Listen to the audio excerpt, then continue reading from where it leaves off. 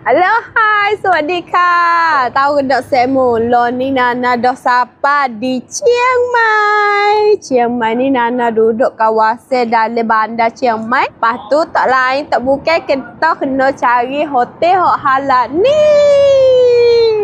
Abah Hotel. Tu tengok you tulis halal. Memang orang Melayu. Lepas tu saya Nana rekomen kata sini bukan kata bilik comel, makanan pun sedap juga. Depan ni ialah restoran dia. Halal food. Siapa mai Chiang Mai boleh mari sini, boleh makan makanan halal. Lepas tu nak oyak lagi, hotel ni duduk dengan lokasi dekat tempat jalan. Kawasan ni tempat dekat belakang. Lepas tu dekat dengan airport. Jom kita pergi tengok bilik dia. Ni tengok tepi jalan dia pun wow dah dia tengok comelnya. Minimum.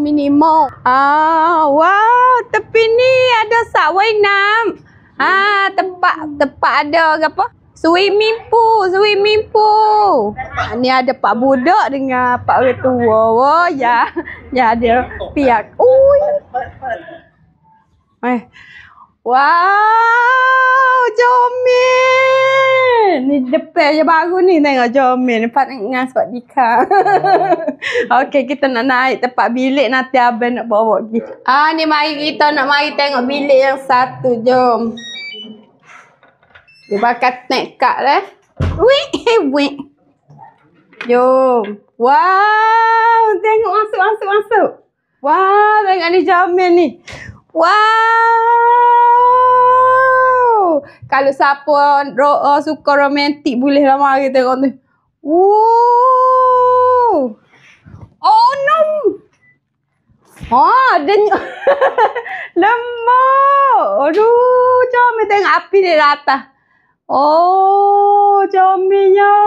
Bilik dia nak tubik macam orang Melayu gitu tengok di go ni pun nampak. Jadi nak jadi arak-arak gitu deh. Comel. Sini bukan kata ada bilik pun ada beti pun besar juga tengok. Beti besar. Gitu. Siap. Kata orang apa siap. Tengok view dalam Jambe pula. Tandas Jambe. Oh, comel. Ni zon betul tu zon mandi. Ya dua zon juga. Kalau Nana agak memang luxury dah lah. Sini ni deh comel. Berbaloi lah rasa. Kalau tengok lalu jalan tengok atas ni comelnya. Tengok you buat Mai tengok bilik yang kedua. Wow, bilik ni ada 2 katil. Lepas tambah dengan katil kecil so. Wah, lembut juga ni sedapnya. Katil dia. Walaupun hon ni pun nampak sedap tengok ni. Oh, design dia sama dengan bilik satu juga. Tapi katil ni lain. Ni tengok ni. Tempat duduk dia pun sama. Tengok ni. Wah. Bilik air. Wah. Bilik air sama. Sama dengan hok tadi. Bilik air sama. Tengok peti pun sama. Tak beza deh.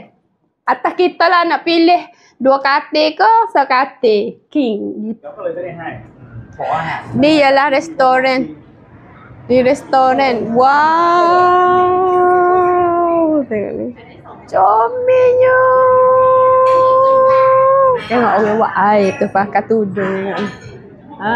Pak orang buat nasi pun pakai tudung tengok. Payah nak cari dalam Chiang Mai. Nanti kita nak order nasi dia dah. Kalau lah mari di Chiang Mai, memang kena makan go ni. Wow, dia letak ide atas ni. Ni acut kantuk panggil dia hidden ni dia comelnya. Ni tengok ni. Ni daging ni. Daging ni. Daging นื้ออะไรนะ ลาบคั่วเนื้อ lap puan นื้อ begini tak tahu juga makan gano terah deh. Bismillah.